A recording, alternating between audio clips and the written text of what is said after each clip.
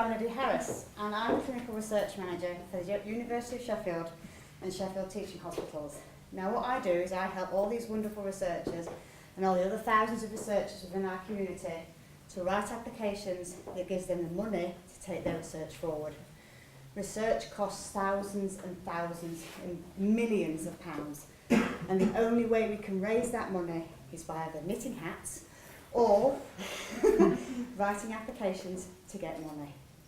So over my career I have realised that the patient voice is extremely important to what researchers do. Researchers are very bright, as you've shown. They're very academically clever, but so they can know that disease really, really well, or what happens to that person on the enzyme level or the cellular level. But what is it like to live with that disease? What is it like to be awake at night with the pain? What is it like not being able to eat the foods you want to be able to eat? What is it like not being able to have a baby?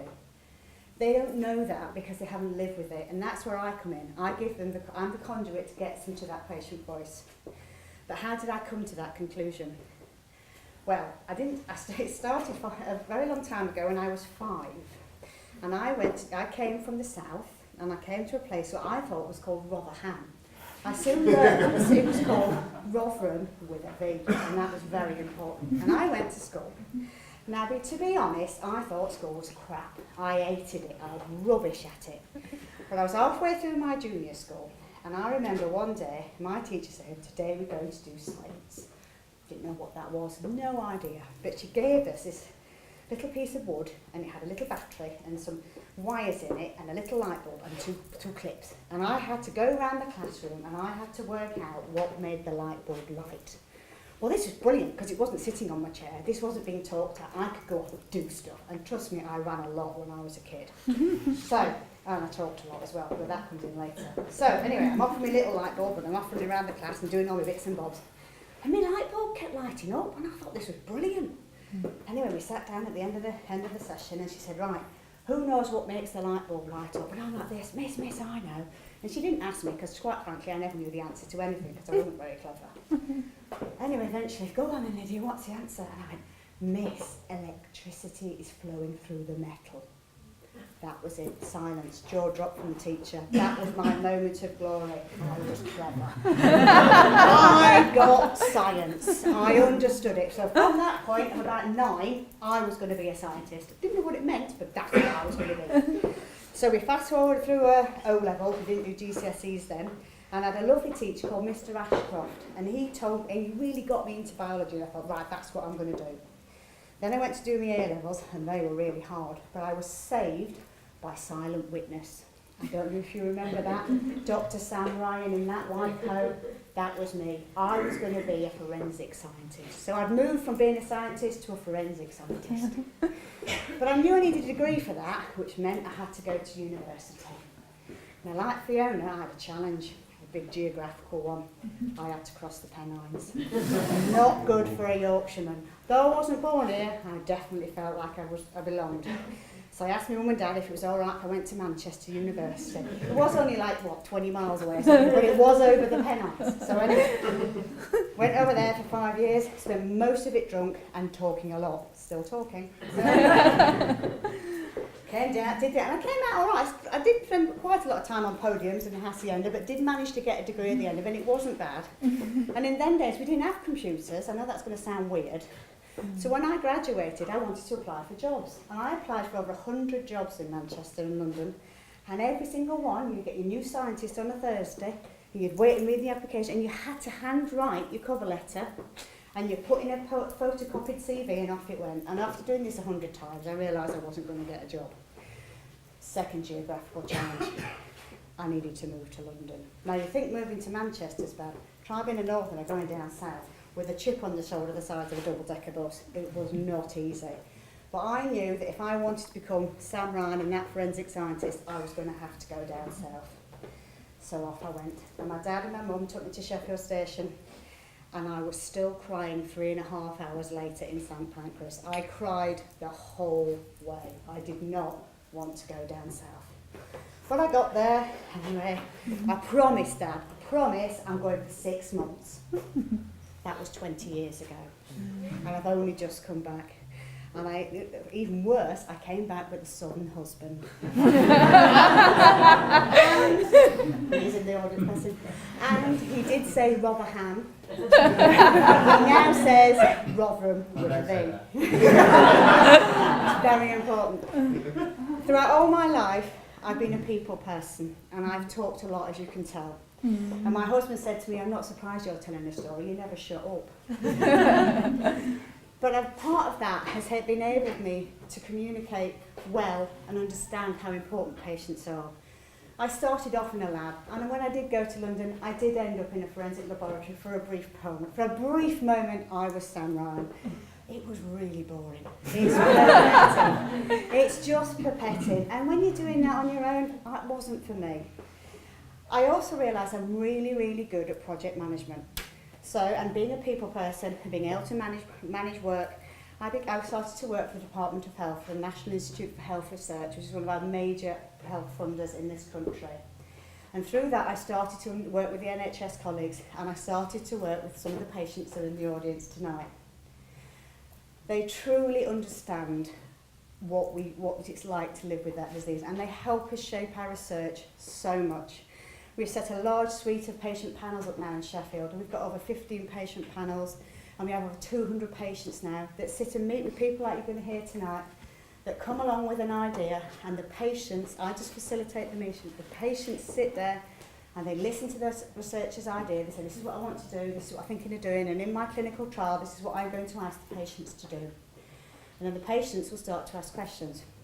For example, a doctor walks in, right, I'm going to do this really good questionnaire, right? I can do it on the phone, so I'm not going to bother the mothers, but I want to phone them after they get home within 24 hours.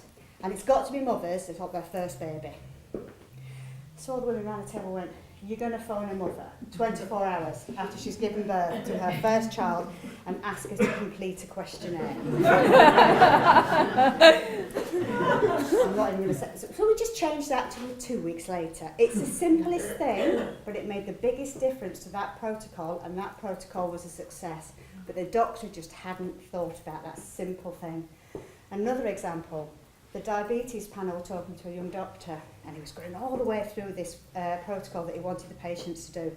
And it was a really, really long day of tests that started at 7 a.m. in the morning. And he went through it all this way. And there's a certain lady in the audience that put her hand up and said, are these diabetic patients? Yeah. So they're not going to be able to eat for 24 hours. No, we changed the protocol on that one. So that's what I do. I facilitate the wonderful researchers that you had before us to help write their applications. And I work with the patients to meet with the researchers to help them grow that picture into a better idea so it can get money. And now I have the privilege of passing over to one of our patients. It's called Gerald, and he's been living with diabetes for quite some time, and he's going to explain to you how research has changed his diagnosis and how he's living with diabetes now. Okay?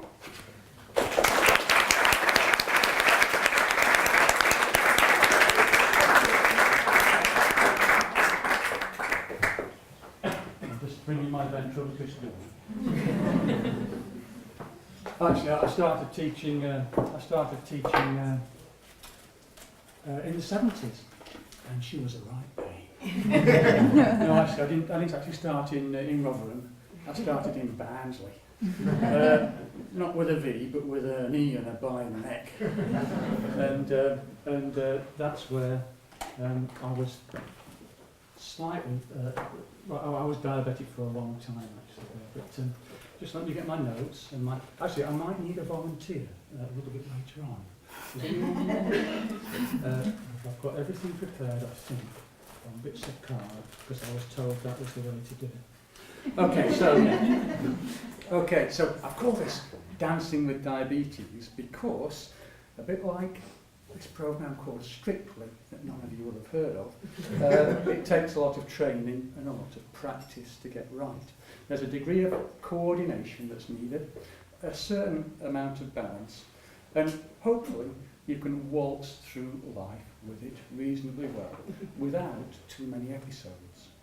Episodes are called hypoglycemic reactions, where, again, taking the dancing analogy, there could be a lot of twisting and shouting.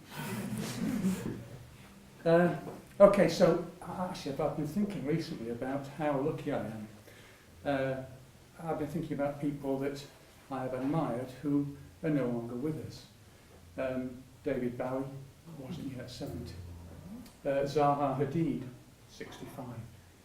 And yesterday it brought it home to me even more with Victoria Woods, because she was born in the same year that I was, 1953. I'm 62. So I'm lucky to be alive. If I'd been born 45 years earlier, 1908 would that be? I wouldn't be here. I wouldn't be here.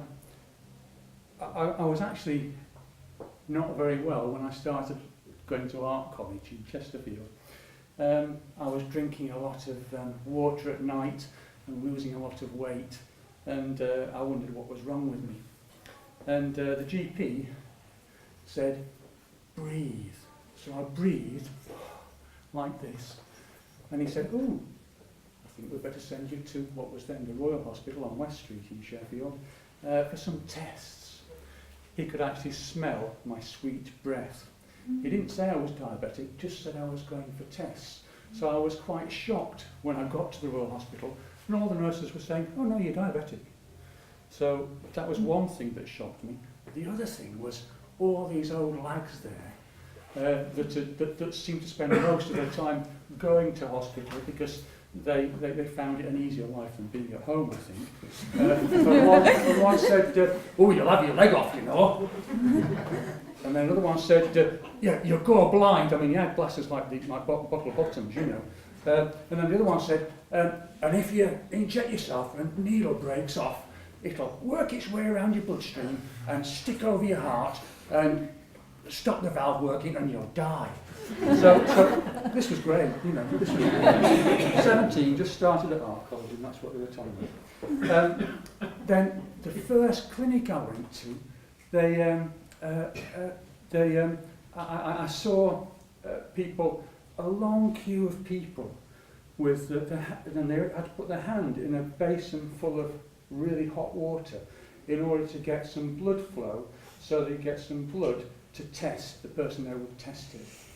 And I saw them and I thought, why are all these people looking so miserable? I can't believe this. And I don't know whether you've ever purposed anything in your own heart to do something. Like I usually say, oh, a little bit less alcohol, but no. But I purposed. So yeah, actually, when I was 11, I mean, I don't know what you do when you're going to school. Normally, an 11-year-old would be kicking a can, you know, walking up to the bus stop, or perhaps even looking at the ranks of the fifth former, walking up in front of him, but female fifth former. But I thought, it actually came to me, what do I want to do with my life? And whilst I was walking to the bus stop, I thought, okay, what I want to do is I want to know the right way to live, and I want to help people. I have no idea where that came from. So I tried several things, especially while I was at university. In fact, prior to that, I was confirmed, so I tried Anglicanism. At university, I tried transcendental meditation and Buddhism and pacifism and vegetarianism and alcoholism and hedonism and even charismatic fundamentalism. I tried a lot, and as you can probably guess, I'm still looking. Perhaps I'm a mixture of all of those, except recently there's not much hedonism. So I purposed, whilst I saw these miserable people, not to be miserable about my condition of health. Whilst I was in hospital, they assessed my appetite, and they gave me some food, and they said, well, is that enough for you? And I said, yeah, without thinking about it. And it was a bit of an underestimate of how much carbohydrate made me feel reasonably full. So I actually spent, you know, with the regime that they gave me, 30 odd years feeling slightly hungry. and I asked them once, I said, listen, what about when I go to my grandma's? Because her Yorkshire puddings are lovely, and her steak and kidney pie And her baked tarts and egg custards are lovely. Will you let me have a bit more insulin when I go there, just so that I can have a bit more decent food to eat? And said, oh no, you can't do that. You can't do that. Not at all. No. I wouldn't mess up things like that. No. And then 20 odd years later, there's this thing called Daphne, dose adjustment for normal eating. And I went on a course, and I now can eat as much as I want, as long as I don't put too much weight on, and adjust the insulin accordingly, because I've been on this Daphne course. Then there was also the degree of medication management.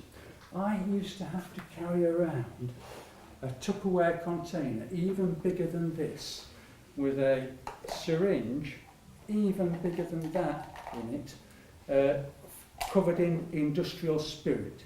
Okay, that was the way. It was glass.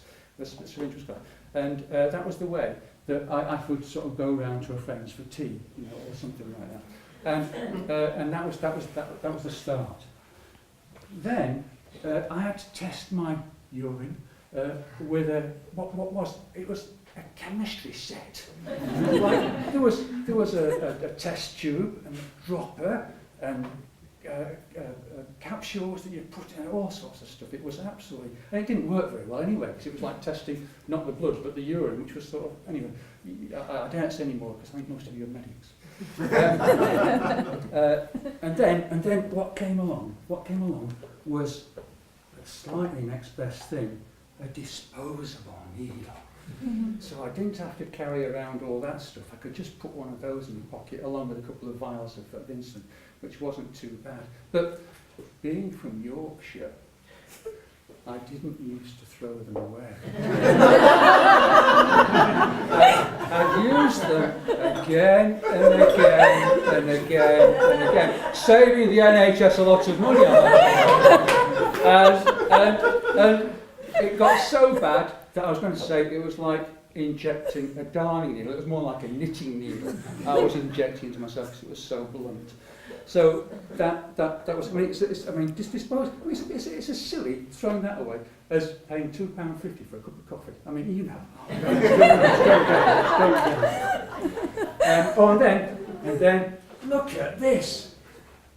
It was all contained in that. Not even the vial. The vial's in there and the needle's in there, and that's what I put in my pocket, like a pen, and that's what I have my insulin in. So look at the development from this to that.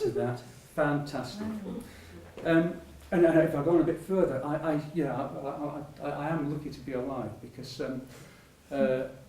20 months ago, and again I won't hear a word said against the NHS, but I went to the GP with pains in my stomach and not feeling very well. I'd been fishing the day before, and I thought I caught flu, not got warm enough, and got ill that way. She diagnosed. She said paracetamol and water. I got iller and iller and iller, and 7 days later, after she'd taken some blood for a test, she said, "Get yourself to the A&E." My wife broke all the speed limits to get me there. It was an undiagnosed perforated appendix, so I was quite poorly. But they got the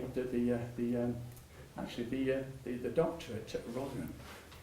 He came in, and everyone was looking worried because they shoved the up me and found out what it was, so they started to look worried. And then this doctor came in, and he looked as though he'd just come from Afghanistan and was running the Taliban. He had a whacking great beard, and I'm thinking, oh dear, I don't like the look of this. And he immediately said, in a Rotherham accent, he said, "Rit, I'm doing thee, and then I'm going home."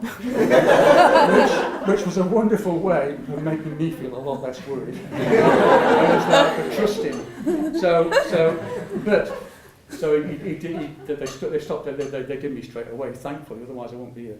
And when I woke up, there were all these tubes coming out of me, and it was the high dependency unit, or the Northern General, wonderful place. And not only did I not have to inject myself with insulin and test my blood with I've actually got a kit like this now. So the chemistry set became a kit like that, and it tests my blood in 5 seconds. Mm-hmm. That was quite an important thing when I was a teacher.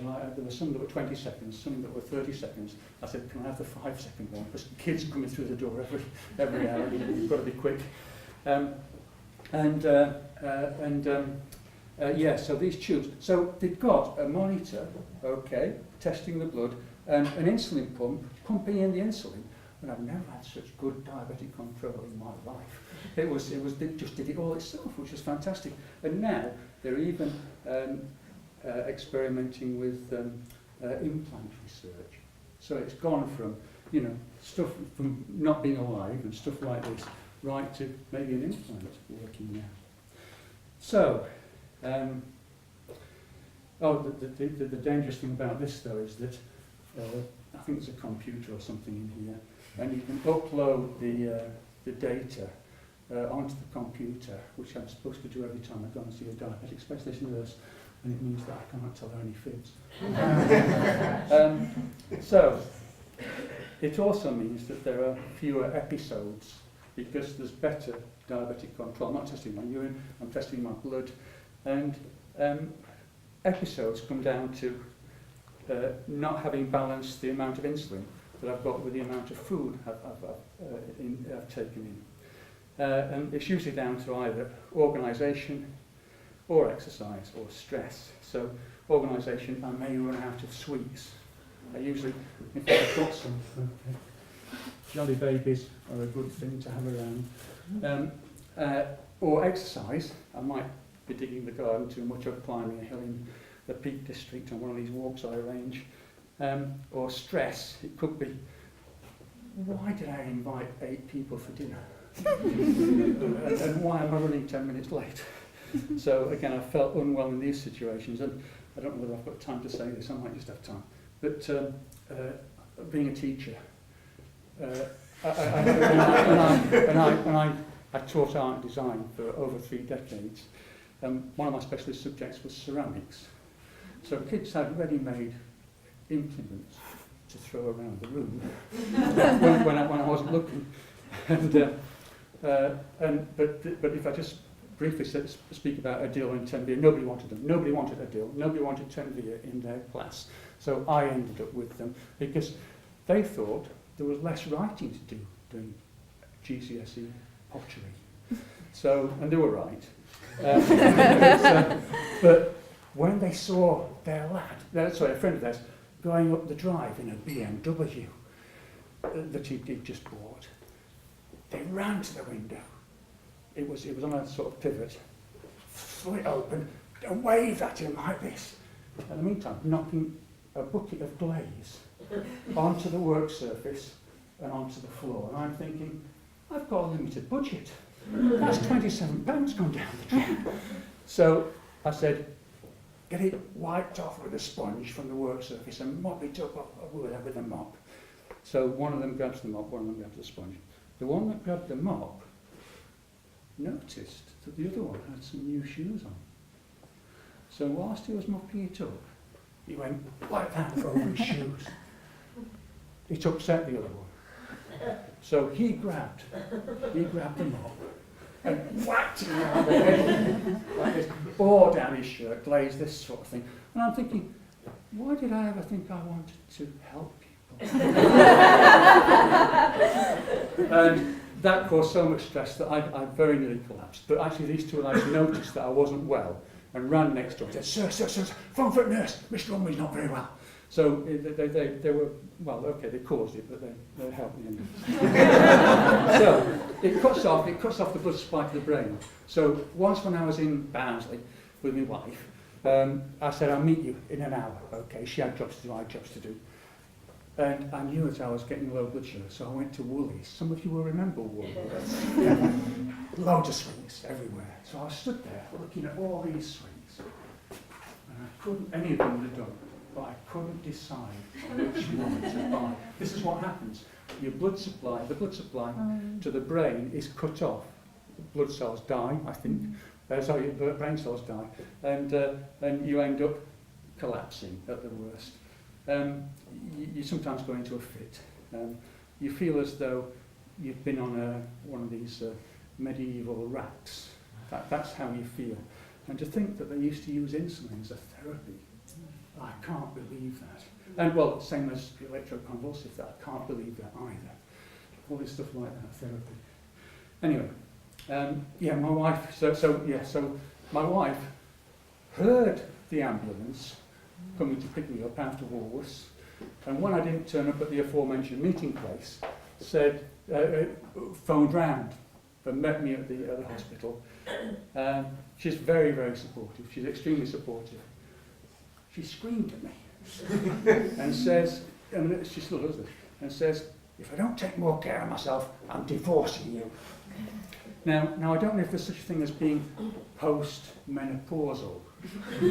Or is it just that the menopause just carries on and doesn't stop? I'm not sure. Or maybe it's because she's Hungarian. If only I'd known how fiery the characteristics of Hungarians are, maybe I'd have thought twice. Or perhaps it's just because if we make it to December the 7th, I don't know whether we will, we'll have been married 40 years. So it could be all those things. That's the reason for that.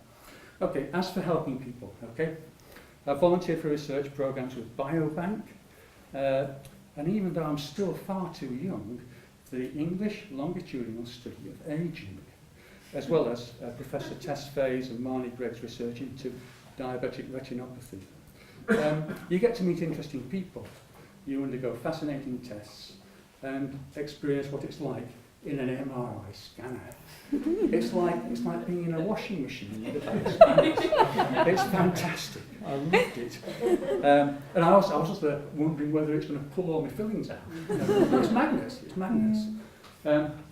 Astonishing technology. It reminds me of when my granddad in the 1960s got a colour telly.